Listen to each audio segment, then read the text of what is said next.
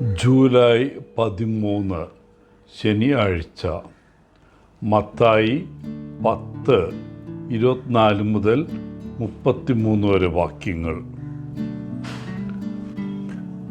2022 ഓഗസ്റ്റിൽ കിഴക്കൻ democratic republic of കോങ്കോയിലെ ഒരു ഗ്രാമത്തിൽ ഇസ്ലാമിസ്റ്റ് തീവ്രവാദികൾ ആക്രമിച്ചപ്പോൾ ലൂസ് ഇബാറയും ഭർത്താവും പലായനം ചെയ്തു. അവരുടെ ഗ്രാമത്തിലെ നിരവധി ആളുകൾ കൊല്ലപ്പെട്ടു. സ്വന്തമായതെല്ലാം ഉപേക്ഷിച്ച് ദമ്പതികൾ പ്രാണരക്ഷാർത്ഥം ഓടി.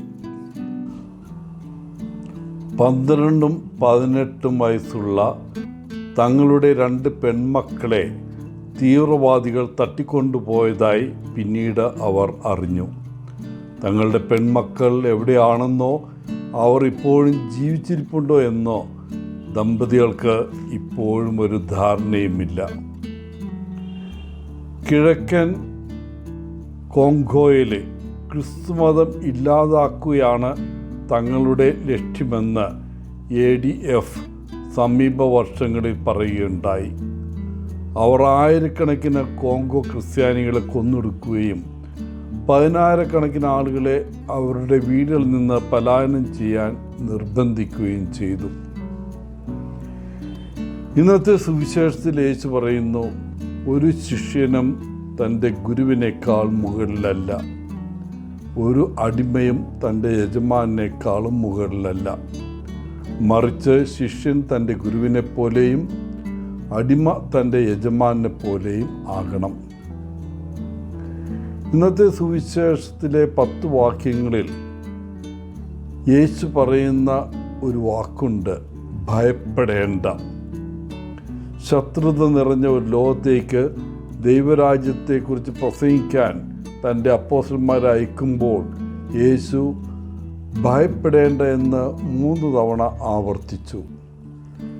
താൻ അയക്കുന്ന ആളുകളുടെ ബലഹീനതകളും ശക്തികളും അദ്ദേഹത്തിന് നന്നായി അറിയാമായിരുന്നു.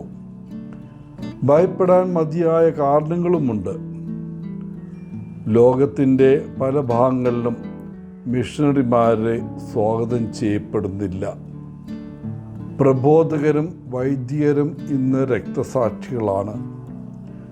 സാധാരണ ക്രിസ്ത്യാനികൾ പോലും കാണുന്നതും കാണാത്തതുമായ ശക്തികളാൽ പരിഹസിക്കപ്പെടുകയും പീഡിപ്പിക്കപ്പെടുകയും ചെയ്യുന്നു.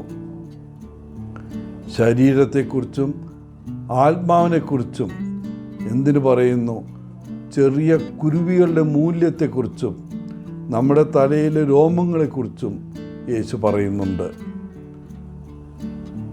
എല്ലാം ദൈവത്തിന് അറിയാമെന്നാണ് യേശു പറയുന്നത്.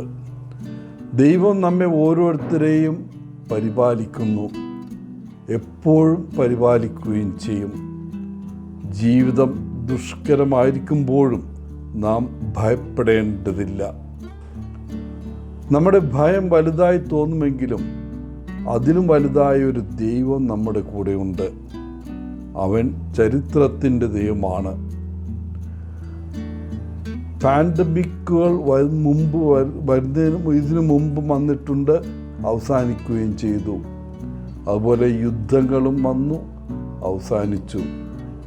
പാരിസ്ഥിതിക ദുരന്തങ്ങളും ഇതിനു മുമ്പ് സംഭവിച്ചിട്ടുണ്ട്, അതും അവസാനിക്കും. ദൈവത്തിന് പരിഹരിക്കാൻ കഴിയാത്ത എന്തെങ്കിലും പ്രശ്നമുണ്ടോ? ഇല്ല. അതുകൊണ്ട് ഭയപ്പെടേണ്ടതില്ല. നമ്മൾ ജേതാക്കളെക്കാൾ ശക്തരാണ്. എല്ലാവർക്കും നല്ലൊരു ദിനം ആശംസിച്ചുകൊണ്ട് ഒത്തിരി സ്നേഹത്തോടെ പോളച്ചൻ CSSR ഫ്രം കേരള.